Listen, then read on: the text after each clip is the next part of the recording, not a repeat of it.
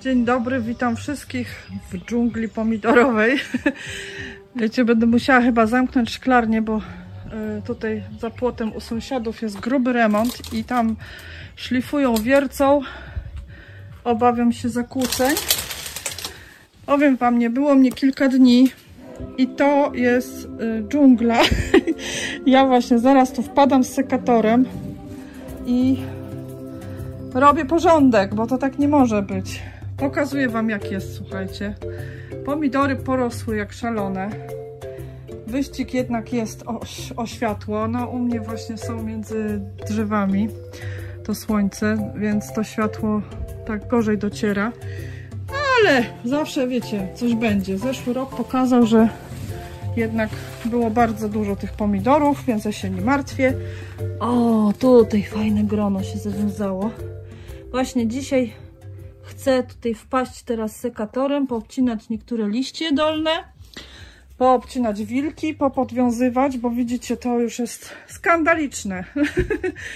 No ten pomidor biedny się już tutaj zaraz złamie. No i muszę właśnie chyba też je podlać, bo zobaczcie, jakie zdechlaki są. No parę dni mi nie było i efekt już widoczny. No więc może przy okazji będę wam pokazywać jakieś takie ciekawostki, jak ja te pomidory prowadzę.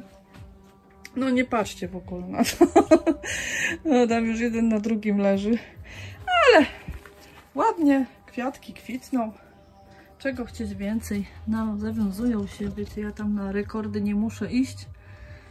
Ja mam takie w ogóle, wiecie, wrażenie, że jak się tam spełni jakieś tam, wiadomo, podstawowe wymagania, to później im mniej się łazi koło tych pomidorów, tym one lepiej rosną. No nie wiem, a jak tak chucham, dmucham i tam, wiecie, patrzę na każdy listek, no to zawsze coś nie wyjdzie. Nie wiem, może ja tylko takie mam wrażenie.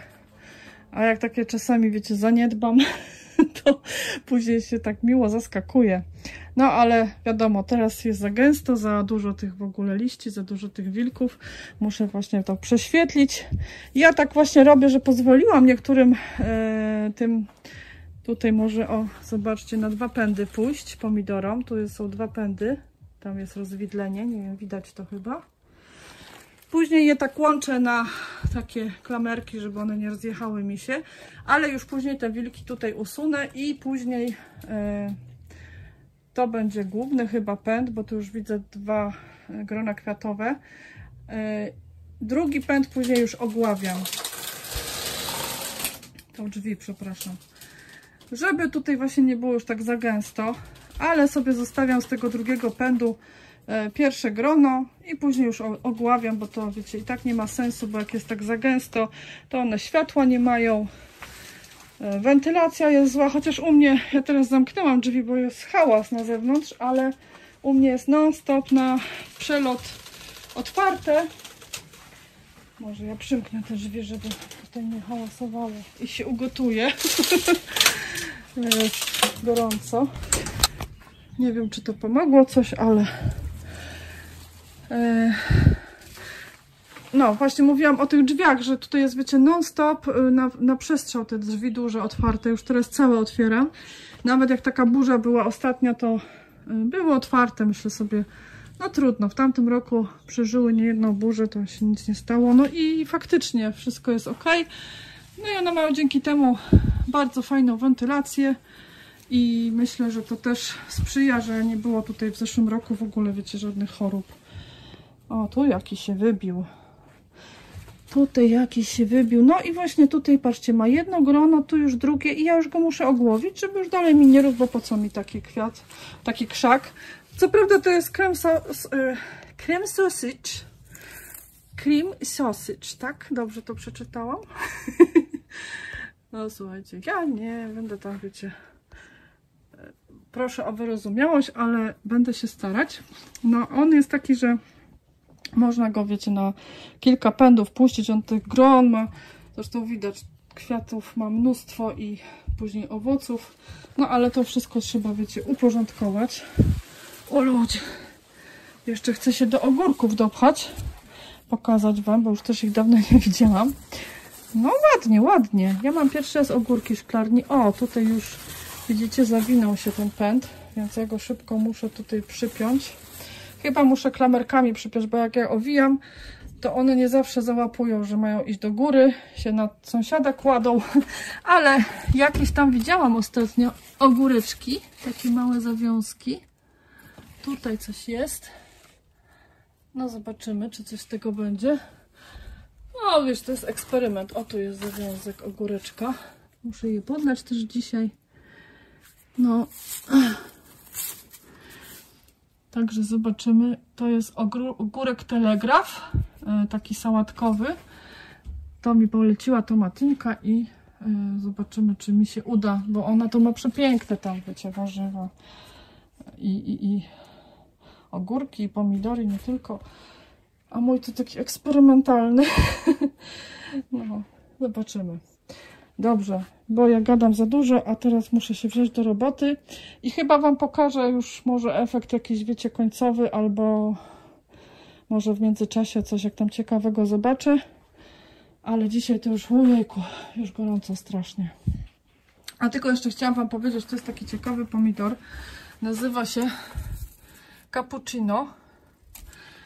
Ja tak myślałam, co on ma tą nazwę, skąd ta nazwa się wzięła. I wiecie co, ja mam takie wrażenie, że jego liście lekko mi pachną, no tak, lekko mi pachną kawą cappuccino. Tutaj właśnie ostatnio coś robiłam, podlewałam i tak go ruszyłam, myślę sobie, jakbym się kawę napiła, a potem myślę, skądś mi tutaj taki zapach jakiejś właśnie kawy, jak się wiecie, tak torebkę otworzy z cappuccino, takim rozpuszczalnym. I tak mi zapachniało. I ja mam wrażenie, że on właśnie taki ma, wiecie, tak jak czasami są te mięty czekoladowe, że czuć, że to mięta, ale jakaś tam nuta wyczuwalna innego zapachu jest. I tutaj wiadomo, też czuć, że pomidor, ale tak mi właśnie zalatuje, nie wiem, czy to jest siła sugestii, bo to jest ciekawostka. Na razie mi się ten pomidor podoba, ale też oczywiście wilków mam mnóstwo, więc do usunięcia. Jak miał ktoś tego pomidora cappuccino, napiszcie mi proszę, czy to właśnie ja mam tylko takie, wiecie, omamy węchowe, czy to prawda. O, i tutaj jeszcze wam pokażę. Tu jest klecanka. O, nie wiem, tutaj będzie zbliżenie. To. Palcem wam pokażę. Tu jest klecanka. Tu jest zeszłoroczne jakieś gniazdo nieczynne, a to jest klecanka i ono jest czynne. Ale ona jest tak spokojną osą. Ja jej nic tutaj nie robię, nawet jak te sznurki, wiecie, tu wieszam, to ona na mnie patrzy, ja na nią. Ona nawet, ja nie zauważyłam, że ona tu jakoś latała. Zaraz jej drzwi otworzę. Widać ją chyba, nie?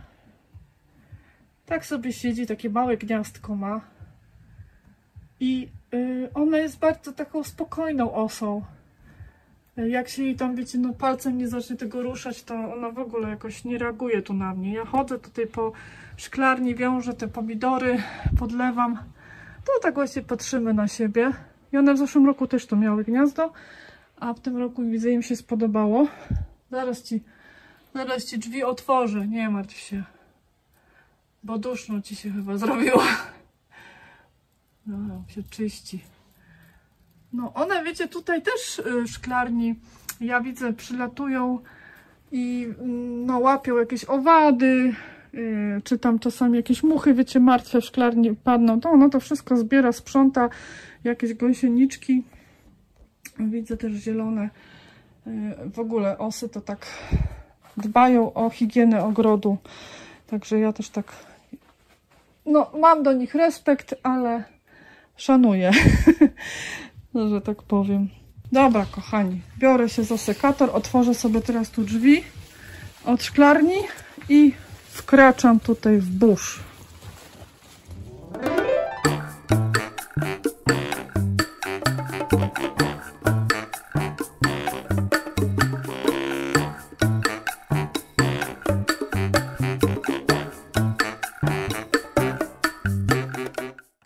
No i słuchajcie, ciacham, to już wiadereczko podwiązuję, końca nie widać, słuchajcie, dopiero tutaj ten pierwszy rządek robię. Tak wam może pokrótce powiem mój zamysł. Ja nie mówię, to nie jest, słuchajcie, jakieś przykładowe prowadzenie pomidorów, To jest bardziej eksperyment, ponieważ już w swoim życiu prowadziłam pomidory na jeden pęd, na dziko, a to jest takie coś pośrednie i wymyśliłam sobie, że właśnie niektóre będę na 2-3 pędy prowadzić pomidory, ale różne takie warunki będą musiały być spełnione. Na przykład ten tutaj jest z brzegu, więc jego aż na 3 pędy tu poprowadziłam. Ma już takie, wiecie, grono pierwsze nawiązane. Tutaj mi się rozdzielił właśnie na 3 i te 2 poprowadziłam dalej, ponieważ widzę, że ładne mają grona. Tutaj kwiatowe jedno, drugie, tutaj już następne, no więc już te 2 będą takie przewodnie pędy. Tutaj przy gronie, jak są takie, wiecie, listki, o, może wam pokażę, to przy okazji właśnie taki przykład. Ja usuwam, jak jest grono i jakiś pęd się tworzy z tego grona, usuwam, żeby same były kwiaty. I ten 3. pęd zostawiłam mu liścia, nie wiem, w zeszłym roku też tak robiłam i wykarmił grona, więc mam nadzieję, że nie stracę tego grona, jeszcze mu tutaj zostawiłam na dole. Tutaj, no niestety te obcięłam wszystkie, bo już tu było strasznie gęsto i bałam się, wiecie, że tutaj wentylacji nie będzie. No widzicie, tak je tutaj obgoliłam, ale tutaj, ponieważ to grono jest na tych 2 pędach, no to im już tutaj, zobaczcie, czuprynkę u góry zostawiłam. Tu już jest wszystkie te liście do pędu do tego grona obgoliłam liście, a już wyżej jest czuprynka. No widzicie, jakiś tutaj był staśmiony kwiat, który się i tak nie zawiązał, więc też go usunę, ale to nożyczkami, bo boję się, że łamie grono. No więc to jest przykład taki jeden prowadzenia. Może nawet zobaczę, jak będzie się wiązało to grono, bo może i usunę jeden z 2, żeby zostawić jeden tak docelowo. Tutaj jest z kolei Abraham Lincoln. Ja, wiecie, niektórych pomidorów nie znam, większość tak naprawdę w tym roku mam pierwszy raz i to są takie amatorskie pomidory, więc ja nie wiem, jak one, wiecie, te krzaki wyglądają, czy to są takie wysokie, niskie, krępe, dopiero pierwszy raz widzę, nawet nie wiem za bardzo, jak je prowadzić. Tutaj mi się rozdwoił na 2 pędy, więc zostały już te 2. Wszystkie, jak widzicie, wilki usuwam już. Tutaj obcięłam dosyć duży wilk. Tutaj też zostawiam już tylko na 2. No i myślę, że sobie poradzi. Tu na dole też obgoliłam, ale pod gronem zostawiłam 3 liście. Tu z kolei się rozdzielił aż na 3, ale ponieważ to jest kornabel, on ma takie grona, takie zwisające, troszkę jak... troszkę mi on paprykę przypomina w kształcie, wiecie? Taki drobno-owocowy wydaje mi się, więc pomyślałam sobie, jak ma ochotę na 3, niech mogłam w sumie tego wilka usunąć, ale on też już ma tu kwiaty, najwyżej go ogłowię. Zobaczę, słuchajcie, kornabel mam pierwszy raz, już potem wszystkie, wiecie, wilki mu tu usuwam, żeby nie szedł. Dalej też na dole mu liście usunęłam. Tu zobaczcie, takie wilki też usuwam. Tu mi też poszedł, oj, ten to strasznie rozdwajał się. Bułgarskie serce. No to widać tutaj takie wielkie wilki mu pociachałam. I jest na 2 pędy. Tutaj też już się zawiązało grono jakieś. No, zobaczymy. O, widzicie, ja muszę też usuwać te liście, bo jak chodzę, to łamię tutaj i one potem tutaj zwisają mi takie zwiędnięte, więc muszę takie przejście sobie wyciąć. No, tutaj jest sybirski gigant. No i też na 2 mi poszedł pędy. Tu ma grono, drugie, trzecie. No i zobaczymy, wiecie. No też mu właśnie obciachałam takie, wiecie, już wilki duże. U mnie te pomidory są takie, ja się śmieję, leśne w szklarni. I one były w zeszłym roku też takie, trochę martwiłam się, ale potem się okazało, że one ładnie owocują. No u mnie właśnie są drzewa i już 15 godzina tu cień jest. I one tak, wiecie, pędzą do światła. Dlatego tym bardziej mi zależy, żeby je trochę tak, wiecie, przerzedzić. Trzmiele tutaj fajnie latają, przed chwilą zauważyłam, więc chyba im się podoba. Tutaj też podobnie na 2 pędy. Tu mi się coś rozdzieliło i chyba go usunę, żeby już się nie zagęszczał. 3. pęd, zaraz zobaczycie. On się tak rozdwaja i tak naprawdę, wiecie, nie wiadomo, który jest wilkiem, ale ja patrzę zawsze, który ma bardziej kwiatostan rozwinięty. Wydaje mi się, że ten, więc patrzcie, z bólem serca, ale ciacham tego wilka. Od razu się, wiecie, prześwietli dla tych gron. Myślę, że one skorzystają na tym. Tutaj ma wszystkie liście. Tutaj był wilk, tutaj jest grono, tu wilk był. Tu już liści żadnych nie usuwam. Na 2 pędy idzie. Niech zostanie. No i teraz dalej będę tak robić. Właśnie patrzę też na odmiany, bo niektóre Wesoły Sąsiad też nie znam. On bardziej się tak rozkrzacza.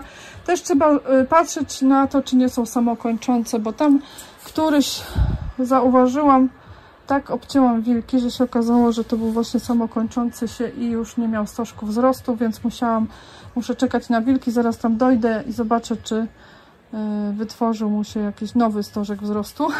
I już jest wilk do usunięcia. O nie, to nie był wilk, to był stożek wzrostu. No i tutaj też, tego wilka usunę. No a teraz będę robić porządek. Myślę, 3 pędy może tu zostawię, tutaj już tak jest rzadziej. Na pewno tego usunę. Czasami, wiecie, wyłamuję, ale czasami przy wyłamywaniu się tak, wiecie, ciągnie ta skórka. No to używam właśnie sobie takich nożyczek. Tych, co już wam pokazywałam. Jak są jakieś, wiecie, liście.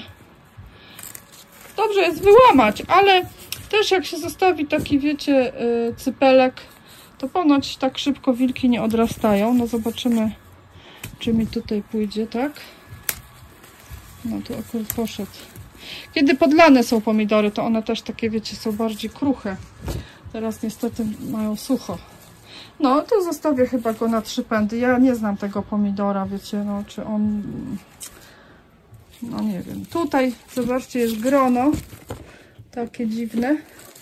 I na końcu jest stożek wzrostu, taki wilk, więc ja go zaraz też utnę. Zostawię tylko kwiatki. No, muszę właśnie to przejrzeć, bo wiecie, no parę dni nie było mnie i po prostu to jest prędkość światła, jak to zarasta. No, a teraz, wiecie, będą miały przewiew, te też będą miały więcej, wiecie, słońca później. A i tak za parę dni przyjdę i będzie znowu taki burz. No. Także, no tak wiecie, pokrótce wam pokazuję, jaki ja mam pomysł. Później właśnie też myślę, jeśli już te grona się ładnie zawiążą, będę, wiecie, pewna, że mi się te pierwsze grona zawiązały, to może też ten drugi pęd później ogłowię, żeby mi się tam, wiecie, przy suficie nie zrobiła dżungla. No to będę obserwować na bieżąco, gdzie ogłowić, gdzie zostawić. No także na razie takie prześwity robię w paprociach pomidorowych moich. Dobra, dalej robię.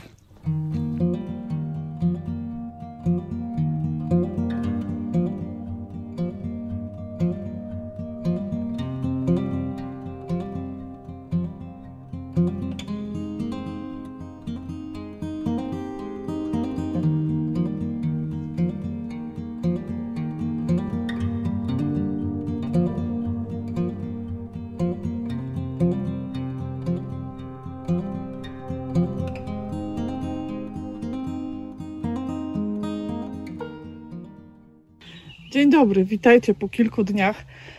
Skończyłam to, ale to już była ciemna noc i nie nagrywałam efektu końcowego, dopiero dzisiaj. No a to już minęło 2-3 dni, więc one znowu urosły, ale to wiecie, niekończąca się opowieść. Ale tylko wam króciutko pokażę. Zobaczcie, różowa nasturcja. Jedna tylko mi wykiełkowała, a właśnie kupiłam nasiona, żeby była taka różowa, pełna, bo obok są pomarańczowe, widzicie? Jest różnica. To taka ciekawostka. Może więcej puści kwiatów, to będę miała nasionka. Więc tak, wracając do szklarni, wygląda tak, nie wiem czy się coś zmieniło, ale wyrzuciłam, zaraz wam pokażę. Wyrzuciłam 3 wiadra 20-litrowe liści i wilków. Tu już jest właśnie widać, nie że to kilka dni minęło, taka gnojówka już się robi, bo te liście były bardzo zdrowe, żadnych zmian nie było, więc robię z nich gnojówkę. Jeszcze dorzucę tutaj trocin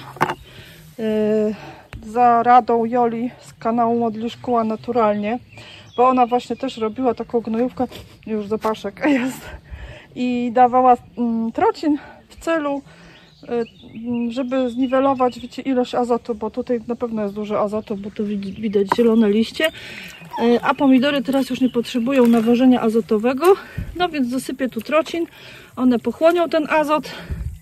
No mam nadzieję, że coś z tego będzie eksperyment, bo wiecie co, jest taki trend, ja bym powiedziała, w ogrodnictwie, nie wiem czy to się jakoś nazywa specjalnie, że się robi gnojówki z roślin, które się później chce podlewać, czyli na przykład jak chcemy odżywiać pomidory, to robimy gnojówki z pomidorów, z liści pomidorów, jak kapustne, to z kapustnych. No wiadomo, warunkiem muszą być liście zdrowe, żeby nie przenieść jakichś chorób, grzybów, pleśni i tak dalej, ale właśnie to jest takie założenie, że te rośliny mają w liściach to, czego potrzebują, więc jak damy tą gnojówkę, to właśnie ona będzie zawierała wszelkie minerały i tam witaminy, nie wiem co tam jeszcze do rozwoju potrzebne. O, jeszcze może ten Plonar Active tu troszeczkę wsypię. No zobaczę, na razie to ładnie wygląda i troszkę muszę to właśnie zamieszać, ale idę teraz do szklarni. Są, słuchajcie, 2 szkoły obcinania liści, ja zauważyłam wśród ogrodników.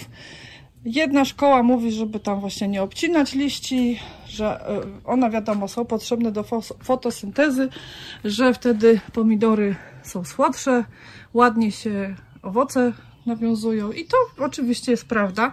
A druga szkoła mówi, żeby właśnie golić i takie prawie że palmy robić. Ja wam powiem, troszeczkę chyba się skłaniam po środku, bo to też zależy. Tutaj na przykład mam mało światła w szklarni, może trochę za gęsto posadzone te pomidory i ja troszkę właśnie je ogoliłam, widzicie, do pierwszego grona, wyżej już nie, ale też nie wszystkie, bo jeśli uznałam, na przykład tutaj są takie przy tej szybie południowej, no to pod gronem zostawiałam jeszcze liście, ale dół właśnie już, jak widzicie, ogoliłam. Z tym, że to nie są takie, wiecie, smutne palmy, wręcz może nawet więcej mogłabym. Tyle jest pomidorów, ponieważ ja w tym roku mam, słuchajcie, ponad 50 odmian ze 120 krzaków. Nie liczyłam dokładnie, powiem wam szczerze, ale ja właśnie chciałam dla porównania wsadzać jeden krzak w szklarni, a drugi w gruncie, żeby właśnie potem móc porównać. To są odmiany prawie wszystkie, których nie znam, więc jestem sama ciekawa, czekam, wiecie, jak dziecko na jajko niespodziankę, co to będzie. No i właśnie tak jak pokazywałam wam, niektóre zostawiłam na 2 pędy, ale już wszystkie wilki tutaj widzicie w kątach pousuwałam i nawet będę właśnie ten 3., 2. pęd z czasem ogławiać. No i to tak wygląda. Trochę się, widzicie, pusto zrobiło na dole. Jest teraz miejsce na arbuza, chociaż taki, wiecie, w cieniu, więc nie wiem co z tego będzie. Tutaj melon. No właśnie teraz już jest słońce za drzewami i tak trudno, wiecie, ocenić, jak tutaj dociera światło. No nie wiem, pierwszy raz mam melony. One też miały mszyce, tak widzicie, mają te pomarszczone listki. Już, no mam nadzieję, że wyjdą z tego. No i nie wiem, czy powtórzę ten eksperyment melony tak na dole pomidorów. Szczerze wam powiem, ja nie wiem, co sadzić tak na dole. Myślę, tam bazylię posadziłam, że to może się udać. No bo naprawdę tutaj właśnie na dole nie ma już tam światła, bo one wszystkie lecą do góry. Mimo że usunęłam te liście, no to jak widać jest ciemno dosyć. No i tak przejrzałam przy okazji. Widzę, grona się zawiązują, może wiecie, niepełne, bo to też, ja mówię, to są takie pomidorki amatorskie. To nie są nasiona takie F1, takie wiecie, wypasione, że to mają grono za gronem, takie produkcyjne, bardziej takie amatorskie, albo sama zbierałam. O, tutaj już ładnie nawiązał. No i te drugie piętro kwiatów jest dosyć ładnie rozwinięte, widzę, więc może będą lepiej owocować. No, pokazuję Wam, jak jest. Ogórki do góry szaleją, już większe ode mnie. No, także zobaczcie, tak to prześwietliłam. O, może z tej strony, bo z tej strony rzadko robię ujęcie.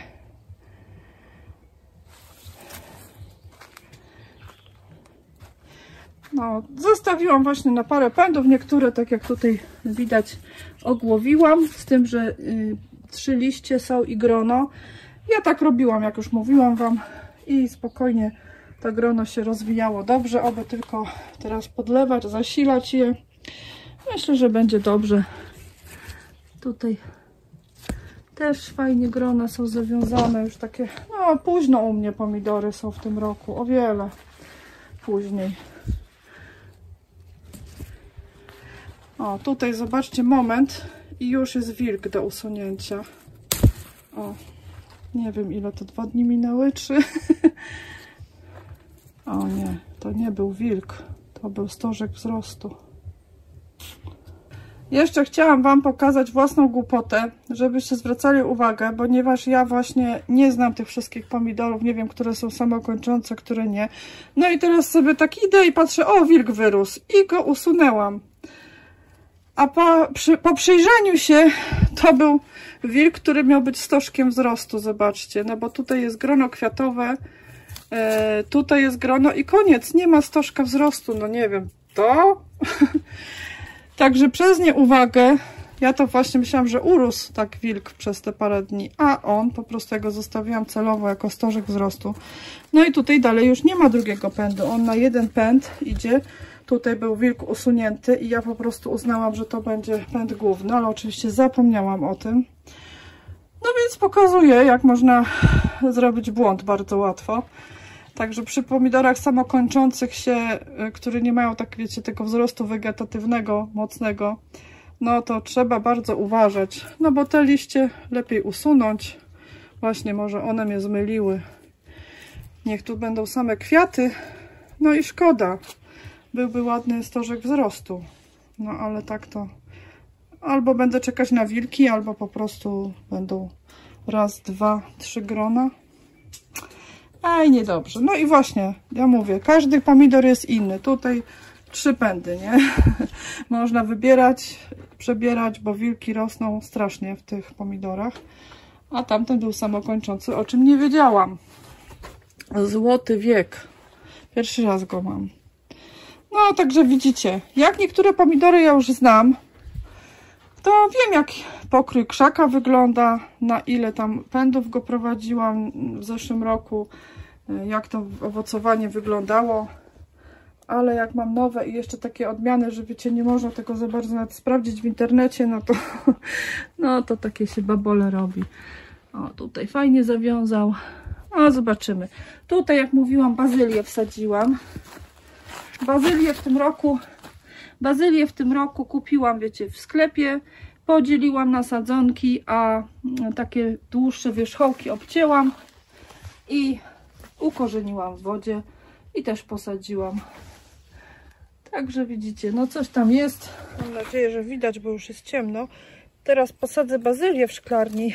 Kupiłam taką, wiecie, w sklepie, w markecie. Obcięłam czubki i no nie wiem, może tydzień to trwało. Do wody wsadziłam. I zobaczcie, jakie piękne sadzonki. Teraz właśnie pójdę tam sadzić między pomidorami. Wszystkie się ukorzeniły. 100% powodzenia. I taka fajna bryła korzeniowa. O, nie? Tak na całej tej łodyżce wyrosły korzonki. Polecam ten sposób, bo szybciej jest niż sianie bazylii, bo ja się w tym roku spóźniłam trochę z wysianiem. No i pomyślałam, że kupię taką w sklepie, zrobię sadzonki, żeby już krzaczki rosły. Ale i tak, wiecie, coś mi wyżera, jakieś gąsienice albo coś. Dlatego muszę dużo nasadzić. Ale przynajmniej teraz można przechodzić spokojnie tutaj, bo był burz. No i tak jakoś widzę, uporządkowałam to. Jest trochę prześwitu, trochę światła. No także cieszę się. No to widzicie, to wszystko chyba będzie na ten temat. Będę Wam zdawać relacje z rozwoju sytuacji. Póki co wszystko jest zdrowe i w gruncie, i w szklarni u mnie. No bo u mnie susza była, teraz były deszcze i koniec. I teraz znowu będą takie dni słoneczne, suche, upał. Dzisiaj 27 stopni. Także akurat ta pogoda no, sprzyja pomidorom. Dzisiaj będę podlewać tutaj szklarnię. No także to jest na stan dzisiejszy. Koniec czerwca, początek lipca. No i już kończę ten film.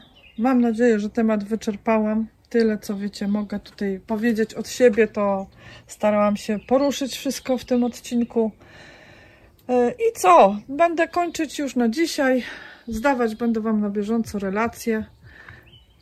O, jeszcze trzmiela zobaczyłam. Zobaczcie.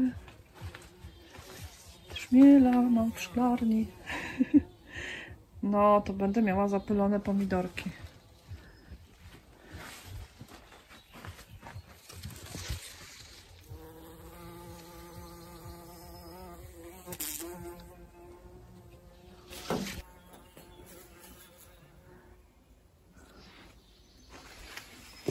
Czasami ma problem z wylotem, ale zawsze wylatuje i on tutaj codziennie przylatuje, także cieszę się bardzo. Może kolegów przyprowadzi.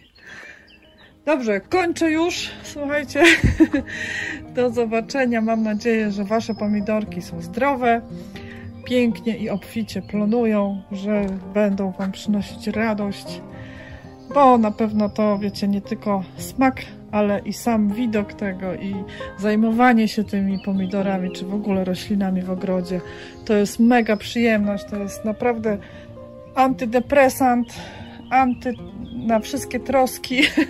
Głowa się gdzieś, wiecie, wietrzy i uwalnia od myślenia niepotrzebnego.